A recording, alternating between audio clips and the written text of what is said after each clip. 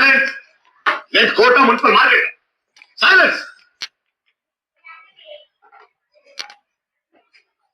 రాఖీ అనబడే ముద్దాయి సార్, నేను చెప్తాను సార్. మొత్తం 49 మర్డర్లు సార్. నేనే చేశాను సార్. పూర్తి స్పృహతో, పూర్తి ఆరోగ్యంతో, అన్నీ తెలిసి పకడ్బందీగా ప్లాన్ చేసి నేనే చంపాను సార్. నేనే చేశాను సార్. దానికి పూర్తి బాధ్యత నాదే సార్. మీరు ఏ శిక్ష విధించినా అంగీకారమే సార్.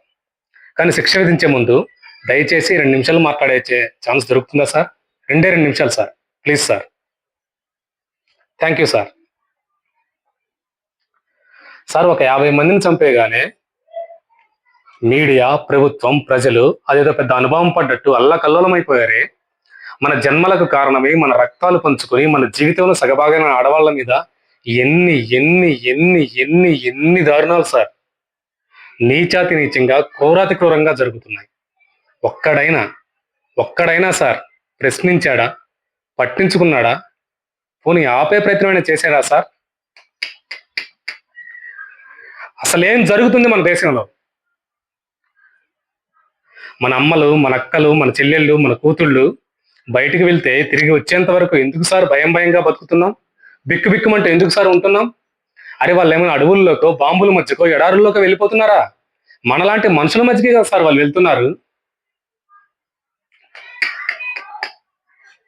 ఆడది బయటకు వస్తే చాలు సార్, రోడ్ల మీద, పార్కుల్లో, రెస్టారెంట్లో, ఆఫీసుల్లో, పోస్ట్ ఆఫీసుల్లో, కాలేజీల్లో, ఎక్కడ పడితే అక్కడ సార్ కామంతో చూస్తున్న కొన్ని వేల కళ్ళ మధ్య నడవాలి సార్ మన స్త్రీ.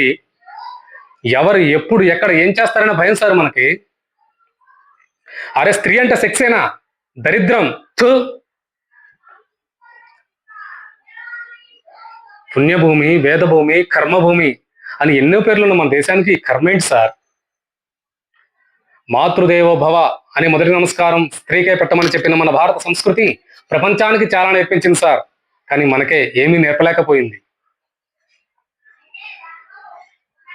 ఇదే దేశంలో రావణాసురుడు అనే సెక్సువల్ పర్వత్ని సీతమ్మతలను ఎత్తుకుపోయాడని కోతులతో కలిసి వాడిని, వాడి సామ్రాజ్యాన్ని సర్వనాశనం చేసిన రాముని చూసి మనం ఏం నేర్చుకున్నా సార్? ఒక ఆడదాన్ని కొంగులాగాడని 18 లక్షల మందిని పిట్టల్ని కలిసినట్టు కాల్చిన మహాభారతాన్ని చూసి మనం ఏం నేర్చుకున్నాం సార్? ఆడవాళ్ళని ఎత్తుకొని పోవడం, చీరలు లాగడం.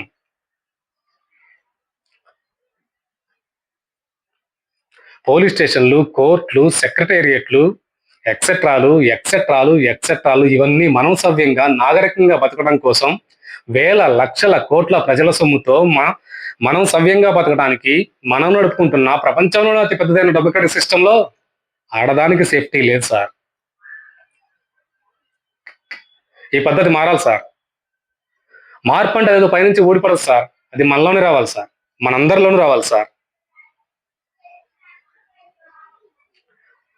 మన అమ్మలు మనల్ని కడుపులో దాచుకొని, కని, పెంచి, కాచి కాపాడినందుకు కనీస కృతజ్ఞతగా మన చుట్టూ ఉన్న ఆడవాళ్ళని గుండెల్లో పెట్టుకొని కాపాడుకుందాం సార్. శిక్షలు వేయడం కాదు సార్, పెదబాల శిక్షలు నేర్పించండి సార్. నా ఈ ఆటవిక అనాగరిక సమాజాన్ని తీసుకెళ్లి మళ్ళీ బడిలో వేయండి సార్. బడిలో వేయండి. ఆడవాళ్ళ గురించి చదివించండి సార్. అమ్మతనం నేర్పించండి సార్. అంతే సార్. Thank you sir.